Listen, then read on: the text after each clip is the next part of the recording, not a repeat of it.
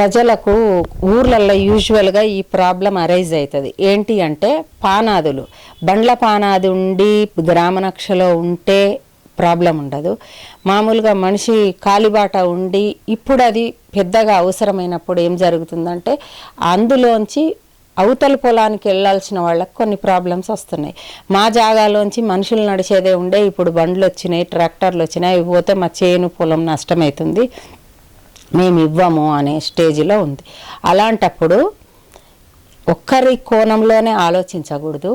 ఇప్పుడు వెళ్ళడానికి ఆ రైతుకి ఎంత ఇబ్బంది అవుతుంది, ఆయన పొలం కొయ్యాలన్నా ఇంకేం చేయాలన్నా దాంట్లో దున్నడానికి వెళ్ళాలన్నా ఇక్కడ రెండు వైపులా ఉన్న వాళ్ళు ఎంతమంది రైతులు ఉన్నారు, ఆ రైతుకు ఎంత లాభం జరుగుతుంది, ఇవ్వకపోతే ఎంత నష్టం జరుగుతుంది అనే దాని మీద వీళ్ళు ఇంటర్నల్గా డిస్కషన్ చేసుకొని, నేను చూసిన వరకు అయితే ఈ విషయాలు గ్రామ పంచాయతీలోనే ఒక కమిటీ లాగా ఏర్పాటు చేసుకొని రెజల్యూషన్ పాస్ చేసుకొని క్లియర్ చేసుకుంటుండ్రు.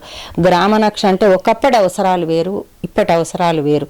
ఒకప్పుడు ఫోనే లేకుండే, ఇప్పుడు మనం ఫోన్తోనే ఎన్నో పనులు చేస్తున్నాం, ఫోన్తోనే ఆన్లైన్ కేసులు చేస్తున్నాం. స్కూళ్ళు మొన్న కరోనా పీరియడ్లో స్కూళ్ళు, క్లాసెస్, కాలేజీలు జరిగిన విషయాలు, ఎన్నో ఆఫీసులు కూడా ఆన్లైన్లో జరిగినాయి.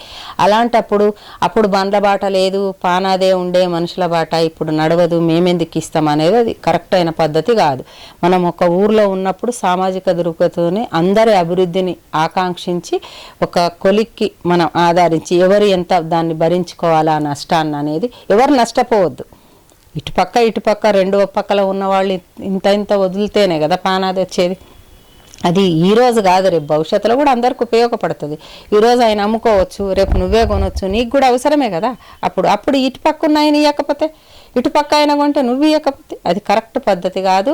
ఒకరు ఇదే సామరస్యం అంటే, ఇదే గ్రామాలంటే, ఇదే గ్రామ పంచాయతీలో గ్రామాభివృద్ధికి ఎట్లా పాటుపడాలనే దాని మీదనే రెజల్యూషన్స్ పాస్ చేసుకొని కమిటీలు వేసుకొని ఈ సమస్యను పరిష్కరించుకుంటుండ్రు.